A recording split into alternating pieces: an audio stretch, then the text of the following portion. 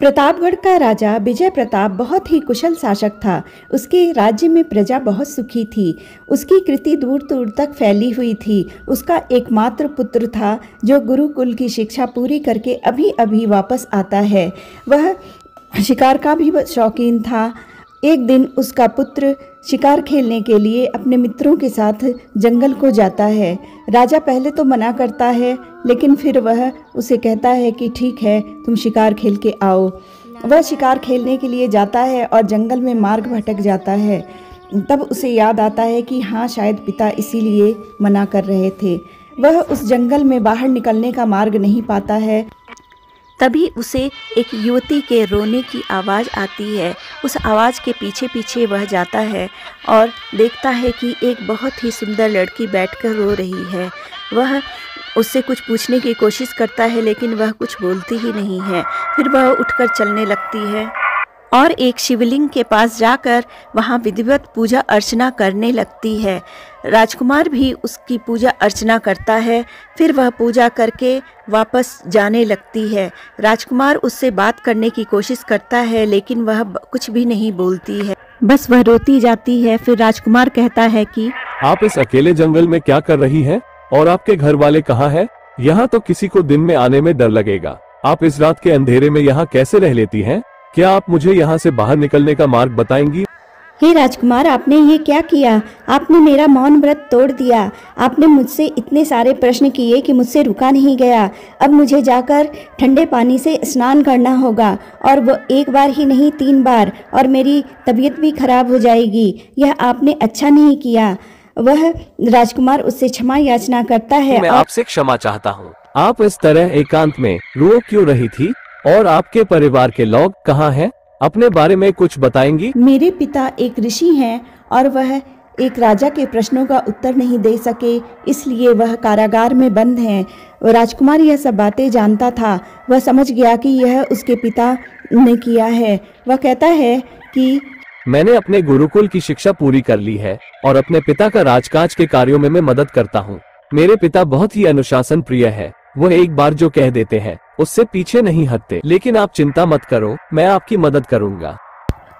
वह कहती है कि मैं तपस्या कर रही हूँ और ग्रंथों का अध्ययन भी कर रही हूँ ताकि अपने पिता को मैं छुड़ा सकूँ। मुझे 2 प्रश्नों के उत्तर तो मिल गए हैं, तीसरे प्रश्न का उत्तर मुझे नहीं मिल रहा है। मेरा भाई गुरुकुल में पढ़ता है। अगर वह आने में देर करेगा तो शायद मेरे पिता को राजा पता नहीं कौन सा दंड दे देंगे। और फिर वह रोने लगती है। राजकुमार कहता है कि तुम्हारे भाई को गुरुकुल से लेकर आते हैं, वह प्रश्नों के उत्तर देगा और तुम्हारे पिता को कारागार से छुड़ा लेगा। कल हम तड़के ही गुरुकुल के लिए चलेंगे। इतना कहकर राजकुमार महल को वापस चला जाता है और अपने पिता के पास जाकर उनसे कहता है कि पिताजी, यह आपने अच्छा नहीं किया। आप नहीं जानते कि आपके इस फैसले से कितने लोगों की जिंदगी बर्बाद हो गई। आपको आपके प्रश्नों के उत्तर ही चाहिए ना? तो फिर इस तरह इन सभी पंडितों को दंड देने की क्या आवश्यकता है? मैं एक परिवार से मिलकर आ रहा हूँ और मुझे लगता है कि मुझे कई रातों तक नींद नहीं आएगी। राजकुमार की बात सुनकर राजा बहुत गुस्सा होता है और उससे कहता है कि हर माह पंडितों पर बहुत धन खर्च होता है। जिन पंडितों को कारागार में बंद किया गया है, वह मेरे प्रश्नों का उत्तर नहीं दे पाए। सभी पंडितों के दिमाग कुंठित हो चुके हैं। जैसे लोहे में जंग लग जाता है, वैसे ही इनके दिमाग का भी हाल हो गया है। अब सख्ती करने से यह अध्ययन अध्यापन का कार्य कुशलता से करेंगे और हमारे राज्य का विकास भी होगा। राजकुमार को पता था कि उसके पिता अपना फैसला नहीं बदलेंगे, इसलिए वह उस लड़की की मदद करने के लिए पहुंच जाता है। वे दोनों सुबह तड़के ही गुरुकुल के लिए निकल पड़ते हैं। राजकुमार उसे अपने गुरुकुल की बातें बताता है। पहले तो वह उस पर भरोसा नहीं करती है और सोचती है कि यह तो एक राजकुमार है, यह न जाने मेरे साथ कैसा व्यवहार करेगा। लेकिन फिर जब वह उसका स्वभाव देखती है तो वह उससे बहुत प्रभावित होती है। दोनों के बीच एक अच्छा मैत्री संबंध स्थापित हो जाता है और वह बातें करते करते कब गुरुकुल पहुंच जाते हैं, उन्हें रास्ते का पता ही नहीं चलता है। जब वह वहां पहुंचती है तो अपने भाई को अपने पिता के बारे में बताती है कि किस तरह उन्हें कारागार में बंदी बना लिया गया है, और बताते बताते वह रोने लगती है। उसका भाई बहुत गुस्सा होता है वे सभी महल के लिए रवाना हो जाते हैं और शीघ्र ही वो महल पहुंच जाते हैं। महल पहुंचने के बाद उन्हें पता चलता है कि प्रतियोगिता दूसरे दिन ही है। वह उसकी तैयारी में लग जाते हैं और दूसरे दिन वो प्रतियोगिता में पहुंच जाते हैं। राजा की तरफ से प्रश्न रखा जाता है। वह प्रश्न था, पहला प्रश्न, ईश्वर एक है या अनेक? दूसरा, रहता कहाँ है, मिलता कैसे है? तीसरा प्रश्न, और वह करता क्या है?